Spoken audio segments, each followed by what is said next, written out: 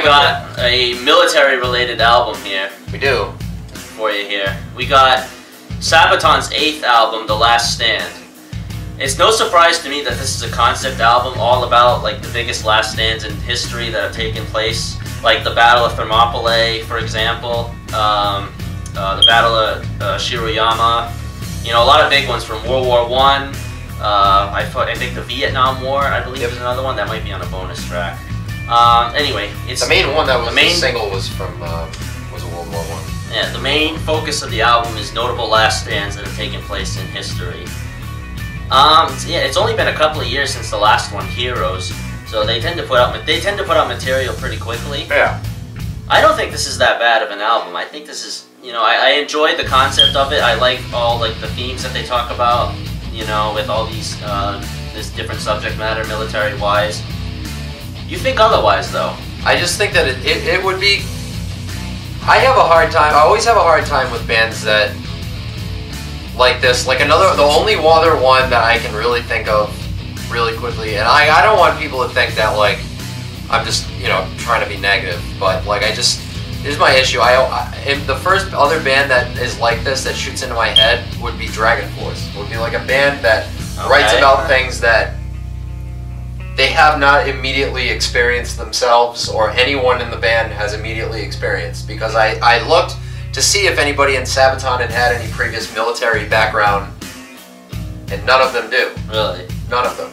They're just a bunch of guys from Sweden who write about battles that other people were in. And I just don't feel like there's any. I feel like the material is there, but I feel like there's something lacking from them not having any sort of personal value in it. Okay. It's like none of them were present for any of these experiences, so how can they realistically write about them accurately? Or, you know what I'm saying? And it's not to try to diminish, you know, what they're doing. It's just like I just feel like there's something genuinely missing from groups in general that try to do this kind of thing, that they don't. There's nothing invested in it really emotionally. Obviously, a lot of people enjoy Sabaton's music. You know, I did some research and I saw, like, you know, their stuff is pretty popular with people of all different backgrounds. Well, let's talk about the music first off, because the music it's simple. I mean, this type of metal, power metal. Exactly. It's simple. It's nothing. It's usually nothing crazy to begin with. Yeah. But I mean, they make it pretty good. They attempt to do that through the storytelling. I feel like that's what makes it the strong point. I think the music is enjoyable in its own aspect, but I think what really seals the deal with a band like Sabaton is the subject matter of these songs. You're either gonna like them or you don't. Right. There's nothing in between, because what you get from them is basically what you're gonna get every time. Mm-hmm. It's every time, and that's like, you know, once again, you can compare it to Dragon Force almost, because I mean, Dragon Force, you know, you're gonna get something that's 1,000 miles an hour. You know, it's gonna be about fucking dragons and, you know, unicorns, and it's gonna be an Asian guy with really long hair. All right, you know what you're gonna get. That's what the vibe that I get from Sabaton is just. But like, once again, the main thing of it is I just don't feel like. Maybe I'm wrong, and if I'm wrong, or you know, maybe there's something that I've missed, please point it out. But I have not been able to find anything that indicates that anyone in Sabaton has anything invested in this other than they like to write about it.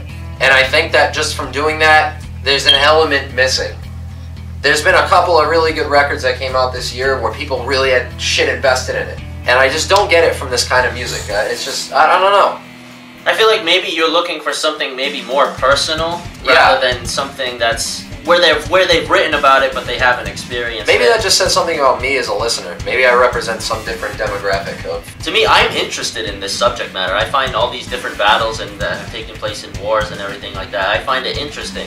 You know, they do try to discuss them. Like, they do try to point out specific details about like what happened. Right. And it does kind of. I mean, it maybe does make it interesting, but like, you know, that's to an extent. Personally, when I actively engage in a song, that's the thing, I just can't place myself in that. There's nothing there to me. Like, you know, like I said, hit or miss. It's just the thing with this kind of material, you know? We had the 3 singles with this, almost 45 minutes in length with the bonus tracks. I'm not sure what it is without. I know it's that length with it, and we have the singles here. We had Blood of Bannockburn, we had The Lost Battalion, and then we had Shiroyama. Yeah. You didn't really enjoy any of those singles?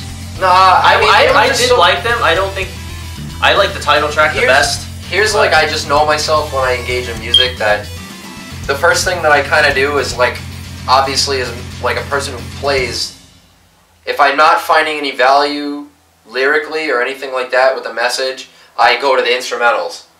Like I go to the next thing that like my brain wants to go towards, you know? It's like, alright, maybe there's something deeper there. So the music is just very basic.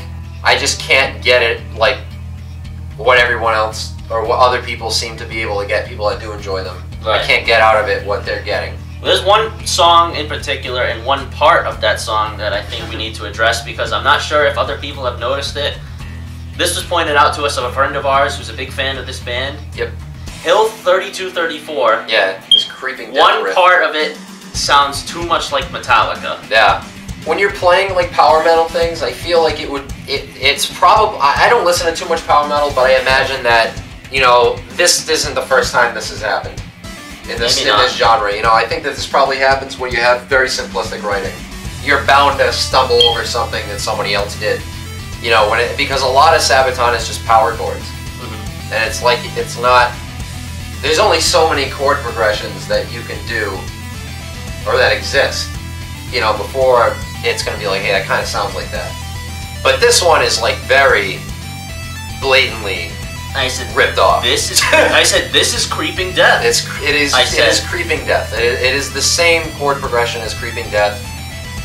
It's different a little bit rhythmically, but it is the chord progression. Metallica. It is Metallica, yeah. So I don't know if they meant to do that on purpose. That's a problem. Yeah.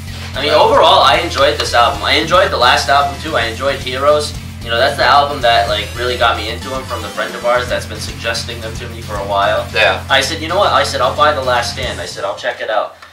And, you know, I was interested in it, but I mean, it's something where you've really got to dig deep into the subject matter, you know, because it's not going to get, it's not going to get you anything personal-wise. Right. But, I mean, if you find, you know, history, you know, a little bit interesting, I mean, you'll like this album.